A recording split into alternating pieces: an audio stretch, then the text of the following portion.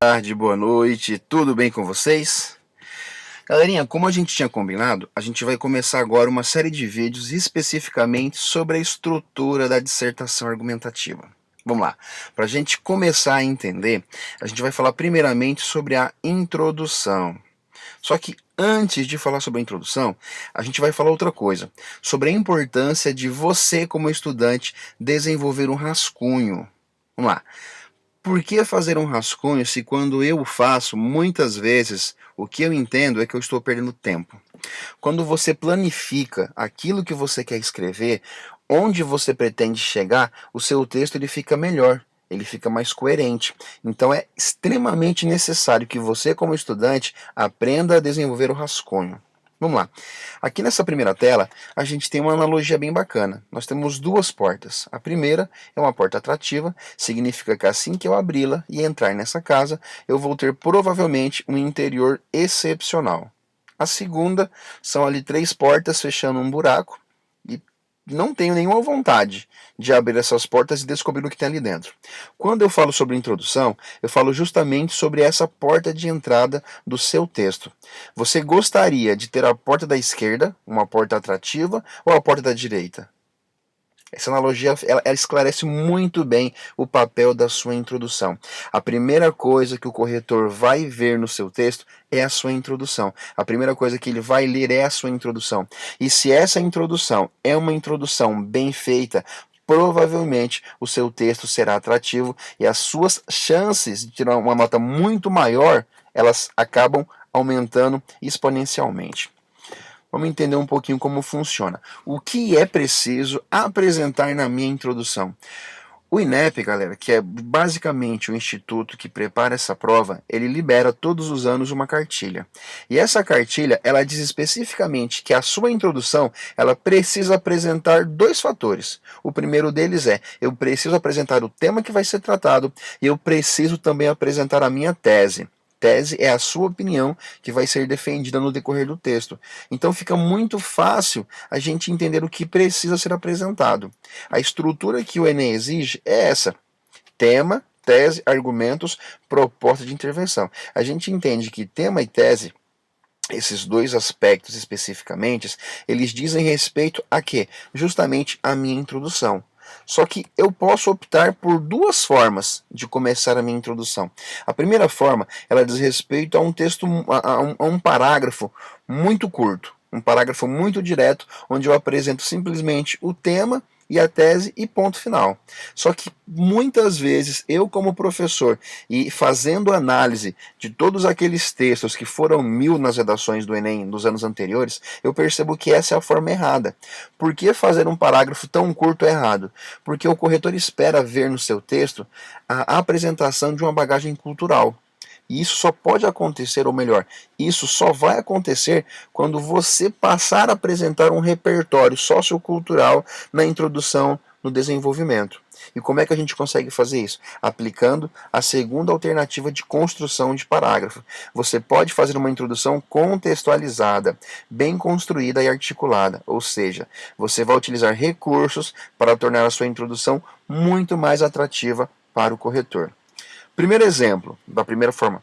Relativo aos desafios para incluir os idosos no ensino superior atual, pode-se observar que o Brasil enfrenta inúmeros obstáculos. Sendo assim, faz-se necessária uma discussão para identificar as causas desse problema. Professor, tá bacana, é uma introdução. Correto, é uma introdução, mas não há contexto. No que diz respeito à competência 2, que ele pede que você apresente conhecimentos de outra área, você já vai falhar aqui no primeiro parágrafo. Entendendo? A correção não é feita por parágrafos, a correção é feita em cima de competências. Então eu preciso apresentar em todos os parágrafos as competências que são cobradas, tudo bem? Segunda forma, e essa sim, ela acaba apresentando algo muito mais atrativo para nós. A Constituição Brasileira, promulgada em 1988, garante a todo cidadão o direito à educação. Por conseguinte, fica nítido que é responsabilidade do Estado orientar e educar sua população.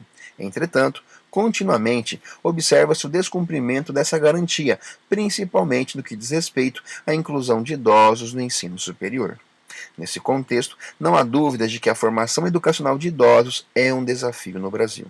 Destarte, uma discussão sobre essa problemática faz-se necessária para reverter esse cenário excludente. A gente percebe duas coisas. Primeiro, tudo que está de vermelhinho significa a apresentação do tema. Aqui de amarelo, nós temos a introdução da nossa tese. Por que esse parágrafo é o mais indicado? Veja que eu estou contextualizando, trazendo algo que impõe autoridade àquilo que eu falo. A Constituição brasileira, que foi feita, ou melhor, a última que nós tivemos, que foi a sétima, que foi feita em 88, ela garante a todo cidadão o direito à educação. E no que diz respeito à educação, quem deve dar isso ao povo é o Estado. E, infelizmente, isso vem sendo descumprido continuamente. Eu consigo, então, através de uma citação da Constituição brasileira, afirmar e comprovar que o que eu estou falando é verdade. Existem outras formas de começar o texto?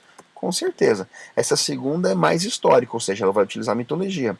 Na mitologia grega, Sísifo foi condenado por Zeus a rolar uma enorme pedra morro acima eternamente. Todos os dias, Sísifo atingia o topo do rochedo, contudo era vencido pela exaustão, assim a pedra retornava à base. Odiernamente, esse mito assemelha-se à luta cotidiana dos idosos brasileiros, os quais buscam ultrapassar as barreiras as quais os separam do direito à educação superior. Nesse contexto, não há dúvida de que a formação educacional superior de idosos é um desafio no Brasil.